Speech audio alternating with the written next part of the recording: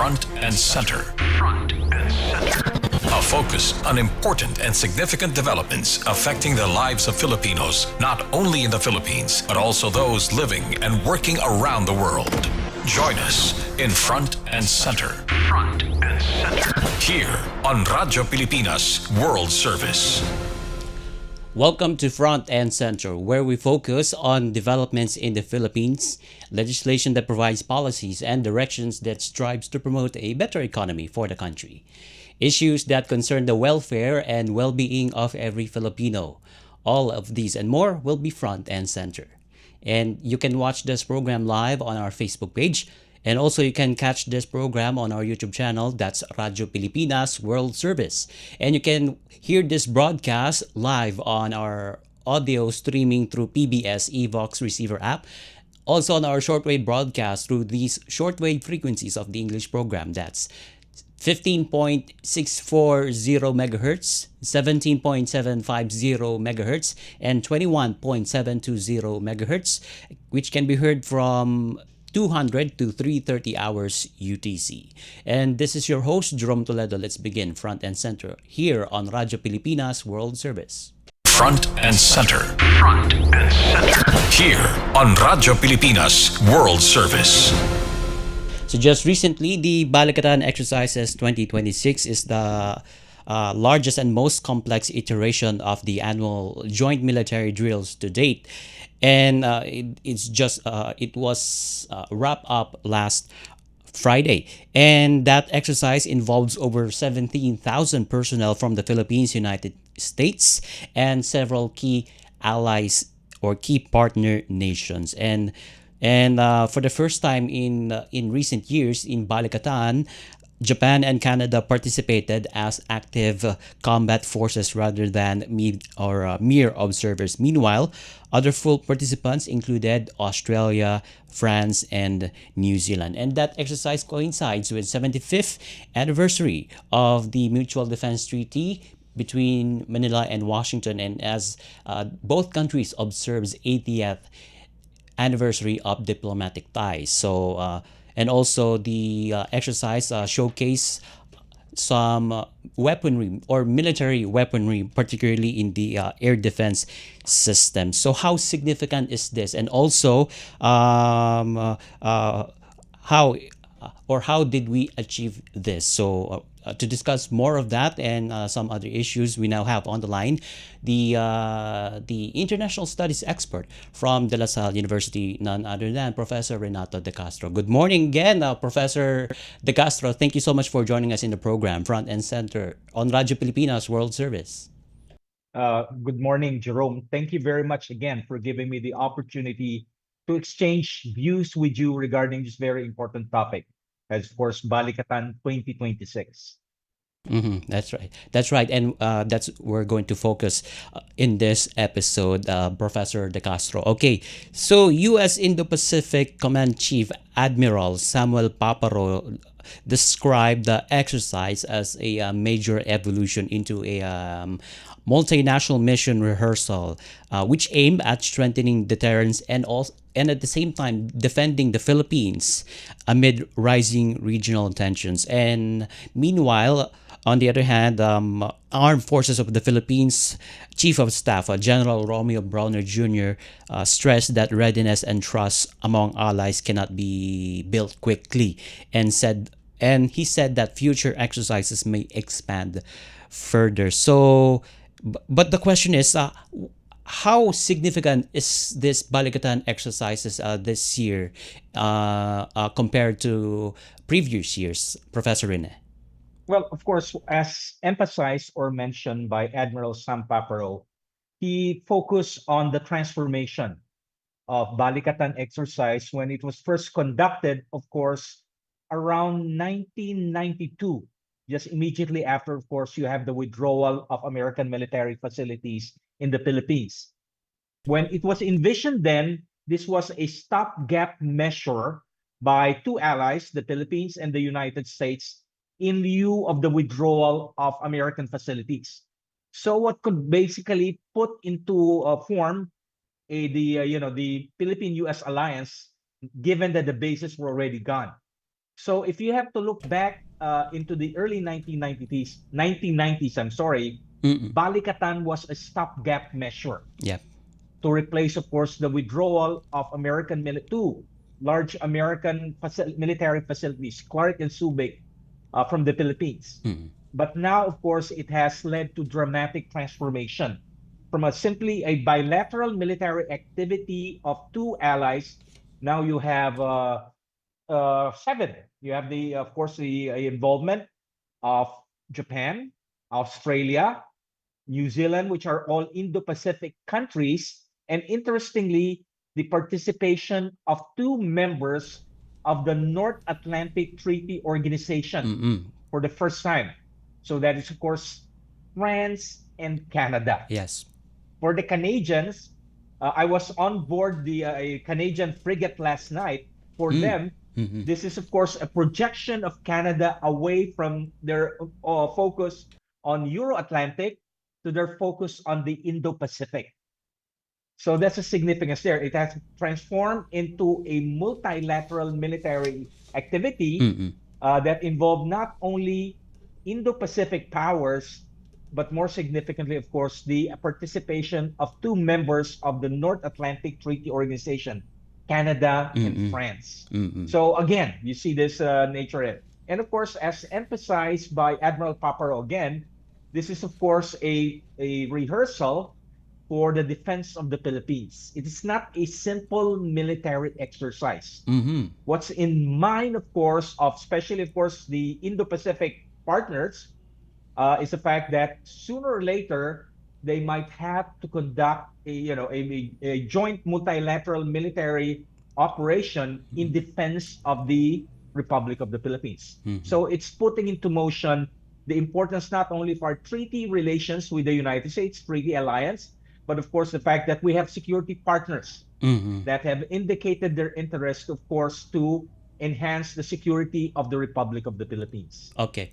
And it means that we are gearing towards a multilateral military cooperation for the next Balikatan exercises and other military cooperations between our friends and partners and allies, Professor De Castro. Yeah, that's supposed to be bigger. We expect a bigger military exercise next year, Mm-mm. given the fact, of course, I have to repeat what I've been mentioning before, in lieu of what is called the Davidson window. Based on the assessment of then U.S. Indo-Pacific Commander Mm-mm. Admiral Philip Davidson, who said in 2021 there are indications, no, in front of the U.S. Senate Armed Forces Committee hearing in 2021. That's why this term is used as Davidson window. China is preparing the People's Liberation Army for possible armed invasion of our closest neighbor. That is, of course, Taiwan. Mm-hmm. So again, we have to understand the context of Balikatan 2026 and, of course, the possible context of Balikatan 2027, given the possibility of the realization of what we call the Davidson window, Mm-hmm. possibility of China's armed invasion of Taiwan Okay. by next year. Okay. Okay. And also I know you heard this a lot across platforms that Beijing has characterized this particular drills or military exercises as playing with fire. So is this always a case, Professor De Castro? And do you see the next exercises to become more intensive? I think it's more have more intense.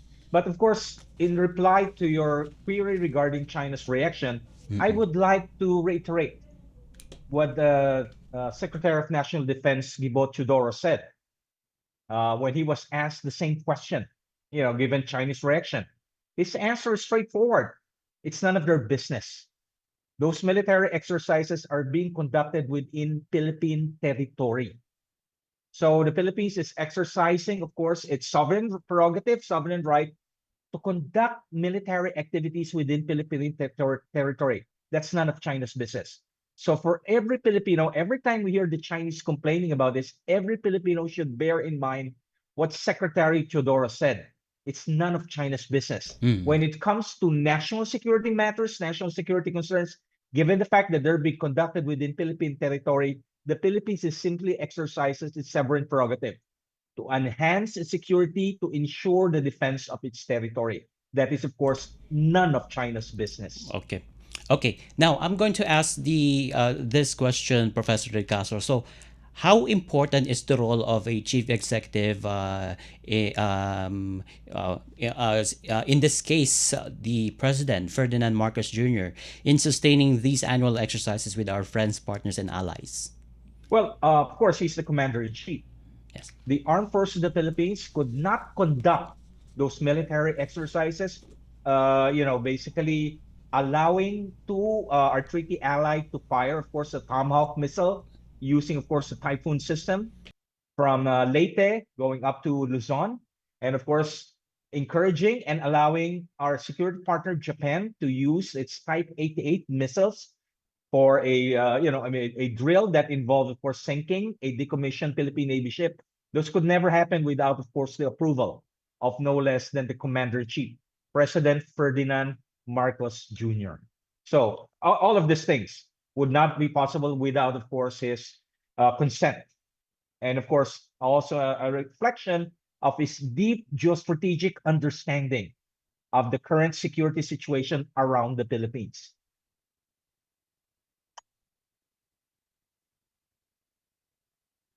Okay, since now we're talking, Professor De Castro, about the participation of Japan here, although they've just recently joined the Balagatan exercises this year, and at the same time, we have signed already a reciprocal access agreement with them way back in 2025, I think, or last year rather, and also we have signed triple alliance with the US around 2024. So how game changing is this Japanese involvement in the exercises?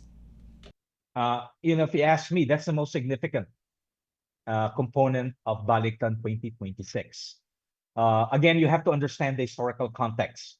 Ever since, of course, Japan gained its sovereignty in 1950, Japan has adopted what is called the term then was the Yoshida Doctrine.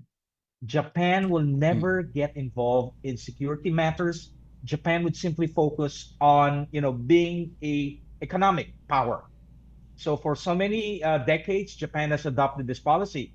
But of course, in the light of growing Chinese aggression and expansion, especially in the East China Sea, in the Senkaku Island, the Yahoo, it basically forced Japan to reconsider its passive defense policy, that it should only focus on the defense of the Japanese homeland.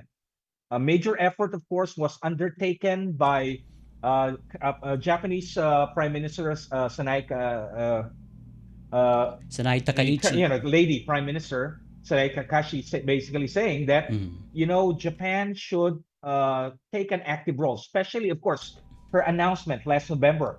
A Taiwan contingency will be a Japanese contingency. And of course, the decision just a couple of weeks ago to export or to transfer lethal military hardware to like-minded countries. That's, of course, an indication. Japan's participation in Baliktan 2026 mark, of course, the transformation of Japan from a pacifist, passive power into a normal Indo-Pacific power that is concerned not only of the security of the Japanese homeland, but also the security and stability of the entire Indo-Pacific region that will, of course, involve Japan assisting like-minded countries in strengthening their military capabilities, like, of course, specifically the Philippines, Vietnam, and other Southeast Asian countries. I see. Okay. And also, since we're earlier we just talked about the exercises, particularly the demonstration of military weapons, particularly in the air defense system, particularly the Typhoon missile from the U.S. military, and then the 88 missiles, I think, Professor De Castro, and also if my memory serves me right, that the BrahMos missile was also tested that we just purchased from India. So with the with the capability of those missiles, will that provide enough leverage to deter incursions in our maritime territory, Professor De Castro? Well, again, when you talk about deterrence, it's primarily psychological. So the when you talk about how will a country that is thinking of committing aggression, the Philippines will have to take into account. At least we show that capabilities that we have what we call, and I'm using a military military term for this. We have the capability, a credible capability of what we call anti-access area denial capability in our maritime domain. Given the fact that we have, of course, in the case of the Philippine Marines, we have the BrahMos missiles, and of course, our treaty ally, the United States, still has its Typhoon missile system. And of course, they also introduced the United States Marine Corps showed the Nemesis. Then, of Mm. course, Japan brought in the Type 88. We have credible deterrence capability that could basically force a possible aggressor to think twice whether they will commit their act of aggression and expansion in our maritime domain. Okay.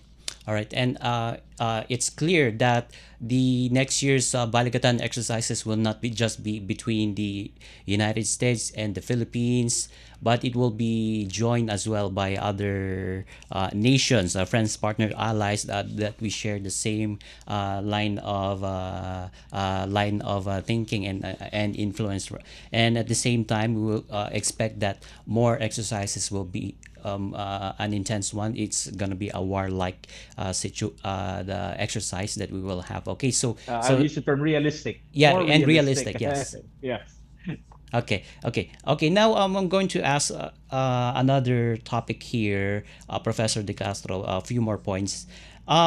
Recently, the ASEAN summit held here in the Philippines, particularly in Cebu, and one of the agendas there is the immediate or the push for the immediate conclusion of negotiations for a legally binding code of conduct in the South China Sea to manage disputes and reduce tensions in disputed maritime areas. So, can you tell us the future of this code of conduct, since we're talking about this a few years back, and now currently we are talking about this. So, what is the future of this ASEAN Code of Conduct in the South China Sea?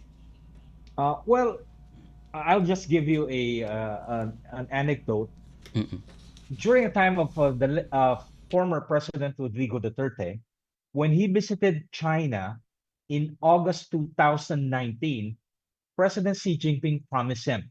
This is from the word, a word of from the horse's mouth, if I, use that idiomatic term. The code of conduct will be finished by the end of your term. That's a promise of President Xi Jinping Mm-mm. to former President Rodrigo Duterte. Of course, it never happened because, again, the point here is a very complicated process. Number one, of course, you have to take into account ASEAN, even if you have to talk about the original 10 member states. Of course, recently you have another Timor-Leste joined ASEAN. Yes. Almost the majority of the ASEAN member states couldn't care less about the code of conduct. Cambodia, Mm-mm. Laos, Thailand, Myanmar, they're continental ASEAN countries, like Yes. even Mm-mm. Thailand. Mm-mm. So it's a concern of 4 ASEAN member states Mm-hmm. that, of course, among themselves have their respective territorial disputes. The case of Philippines and Malaysia, Brunei and Malaysia, Vietnam and Malaysia, so forth, so on. Mm-hmm. So that is, of course, a major challenge for the Philippines if we could push for the code of conduct, the realization of the code of conduct. Okay. But historically, it's a very challenging undertaking, Ye- given the fact that Mm. first, of course, the ASEAN member states will all have to agree for a code of conduct. And of course, the question here is, what will be the nature of your code of conduct? Mm-mm. One group would say the code of conduct should be seen more as a matter of political and diplomatic expediency. The Philippine position states that it should be based on the United Nations Convention of the Law of the Sea, Okay. which will have, of course, a legal basis. So that's Yes. already a bone of contention within ASEAN, the ASEAN member states. Between ASEAN and, of course, China, there are actually a number of contentious issues. Number one, again, the issue of whether this will be binding or non-binding. China's position is that it should not be non-binding, which of course defeats the very purpose of the code of conduct.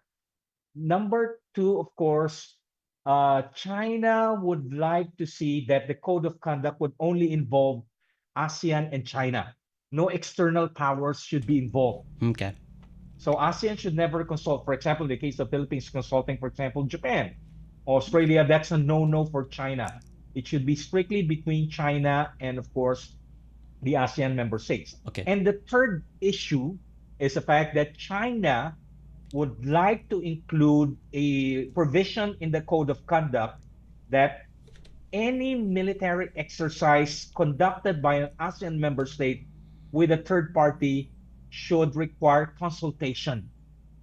It should consult China and ASEAN member states. Right. Again, I don't think the Philippines would like that provision to be included. But my point is, it's good that we're talking about a possibility of a code of conduct, but in reality, of course, it's easier said than done. Okay. So, and also it's a 50-50 situation because four countries and also another four countries have a different views on the code of conduct. So, Code of so conduct. it will take a lot of or a long negotiations before we reach to a conclusion. Yes, that's you said it very well, Jerome. It's a very it's a long way to go, so it needs more but if not bilateral, multilateral discussions. It's that's usually the challenge when you talk about multilateral undertaking. It's very messy It's a messy one. because you have a lot of stakeholders involved. And China has a different view on the code of conduct, and also the United States as well. Well, from the position of China, the United States should not even be consulted about the code of conduct.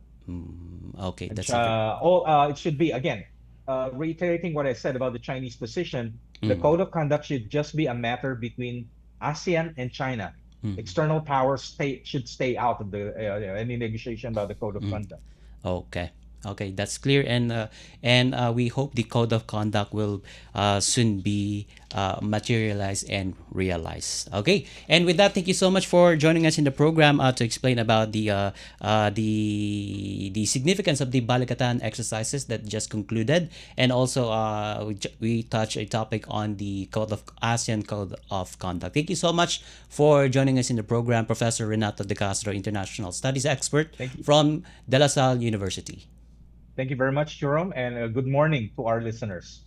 All right, and front and center, we'll be right back as we're going to talk about the House plenary vote that will take place today, May 11th. That's on a Monday afternoon. So how is this going to play out, and what are the political repercussions of this plenary vote that will happen today, May 11th? So we're going to discuss that with a political analyst to give more insights regarding that democratic exercise or political exercise. Meanwhile, front and center here on Radyo Pilipinas World Service will be right back. Paano nga ba mag-register para magkaroon ng schedule sa Bagong Pilipinas Presidential Action Center? Narito ang mga dapat gawin. Gamit ang iyong mobile device, pumunta sa eGovPH app. Pwede itong i-download mula sa Apple App Store o sa Google Play Store. Gumawa ng account. Ilagay ang email address, valid mobile number, pagkatapos ay makakatanggap ka ng one-time code sa iyong email. Gamitin ang code sa eGov app para sa verification ng iyong account at ng mga impormasyong ibinigay. Congratulations! Meron ka ng eGovPH app account. Pwede mo na ma-access ang iba't ibang serbisyo ng gobyerno kabilang ang mga serbisyo sa Bagong Pilipinas Presidential Action Center. Mabilis ang trivia, dagdag talino. Heto na ang Dagling Kaalaman. Alam nyo ba, kahit napakalakas ng isang bagyo, may partitong tahimik at kalmado. Ito ang tinatawag na mata ng bagyo.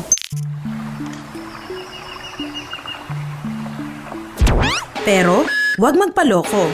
Pagkatapos ng mata, susunod ang eyewall, kung saan nararanasan ang pinakamalakas na hangin at ulan na kayang magdulot ng matinding pinsala. Kaya tandaan, kapag biglang tumahimik sa gitna ng bagyo, hindi pa tapos ang panganib. Kaunting kaalaman na malaking dagdag talino. Abangan muli ang susunod na Dagling Kaalaman. Here in the program, Front and Center on Radyo Pilipinas World Service, still with me, Jerome Toledo. And just like we just discussed to you before we head into our station plugs, the House of Representatives is scheduled to conduct a plenary vote on May 11th on a Monday afternoon to affirm the committee report of the House Committee on Justice finding probable cause in the impeachment complaint against Vice President Sara Duterte. And the voting after weeks of hearings and the presentation of documentary evidence and Filipinos have watched the proceedings of the House Committee on Justice. And with that, will pave the way for the transmittal of the 4 articles of impeachment to the Senate Impeachment Court. So why is this matter? So this House plenary votes, and what are the repercussions of this political exercise? To give us more insights regarding that particular event, we are now being joined by political analyst and a faculty member at the Department of Political Science, University of Santo Tomas, Professor Froilan Calilong. Thank you so much for joining us in the program, Professor Calilong. This is Jerome Toledo of Front and Center on Radyo Pilipinas World Service. Yes. Good morning, Jerome, and good morning also to your televiewers and to everyone watching at the moment. Thank you for having me again. Okay, thank you. Okay, so in a political sense, why is this House plenary vote to send all 4 articles of impeachment matters? Because we've just discussed the House Committee of Justice discussed this 4 articles of impeachment, but why is this matter now? Well, basically because this is the first time that the articles of impeachment will be brought to the plenary for possible interpolations and for them to be able to expand a little bit further before they cast their votes. Remember that of the more than 300 congressmen that we have, only around 55 of them are actually members of the Justice Committee. And so Yes. there are several other congressmen who would want to probably ask questions, but were not allowed to, presumably because they were not part of the Justice Committee. So I think this will be the opportune time for them to actually lay down some of their inquiries, either or maybe their positions, either in favor of or against the impeachment, especially those that were not part of the Justice Committee. And I think this will provide clarity and direction also to the plenary later on before they actually make the vote. Okay. And I remember, Professor Calilong, the last time we held an impeachment proceeding was from the former President Joseph Estrada, and discussions of the impeachment case at the House level, at the House plenary, became too intense. They just exchanged bad words. Do you see that kind of scenario that may happen during this time's plenary session or vote? Yes. Actually, this is not actually far from actually happening today, considering the very polarized composition of the Congress that we have at the moment. Of course, there are those people that are members of the Congress that are still very much in support of the Vice President. But then again, there are still those that are very particular in their support of the former Speaker and of the current administration, and also of the Congress Majority Floor Leader Sandro Marcos. So this will definitely be, I think, a little bit more intense, considering that there are a lot of people who would want to actually cite their opinions and their contentions before they actually deliver their vote. And many of them actually believe that what happened in the Justice Committee was really orchestrated, and that there was not really a matter of them being able to question the proceedings. Yes. So I think they will really try to amplify these matters right now in the plenary. Okay, and and also obviously we are expecting some congressmen will have a huge window of opportunity to ask those questions and to or to ask critical questions regarding the of how the impeach or how serious of the articles of impeachment of the vice president. So we will expect a lot of heated debates and arguments today, May 11th, on the Monday afternoon. So, but Yeah. but here, Professor Kalilong, the House leadership claims they have secured enough votes to impeach the vice president. So, how do you see that? Would they be able to secure enough votes? Well, the way you see it, most likely they will be able to muster enough votes. I think it will be more than the 106 required by the Constitution to actually send the impeachment complaint to the Senate. And I think the reason for this, primarily, when you look at the composition of the Justice Committee, they alone were already comprised 53 votes, and so they only need another 53 for them to send the matter into the Senate. So Okay. I'm not seeing any hurdle at the moment. In fact, I'm actually seeing that they will be able to generate more than 106, Okay. maybe around 180 to 200 this afternoon. Okay. So another 50 plus votes needed for the impeachment cases to be transmitted in the Senate. So it's gonna and we see that this is going to be a uphill battle between among congressmen, Professor Kalilong. So it's gonna be a intense one. So, and also, would you, or let's say, if the impeachment or articles of impeachment will be transmitted in the Senate, do you see that the vice president will attend this time in the impeachment proceedings? Well, of course, she doesn't have much of a choice because it's really a constitutional directive that she attended personally. This is already the full-blown trial to begin with, and so she cannot evade it. She is duly mandated by the Constitution and by the impeachment court to actually attend it personally. So I think she really doesn't have any other choice but to make herself available. Once the Senate convenes as an impeachment court, she definitely has to be there, especially if the matters that will be discussed will be very crucial or critical. That her presence is actually utterly required. And also the question of how the senators will, or senator judges will ever support this. So this is we will reserve that on another episode. But anyway, how my last point, Professor Kalilong, how is this political exercise will reshape alliances ahead of the presidential election exactly 2 years from now? Today is May 11th, and 2 years from now it's going to be May 11th as well in 2028. Yeah. Actually, this particular proceeding here will dictate a lot of impact, a lot of serious implications for 2028 elections. Number one, that we need to understand here is with regards to the alliances that will be born out of this the plenary session this afternoon, especially those people that are really against the, or rather in favor of the impeachment.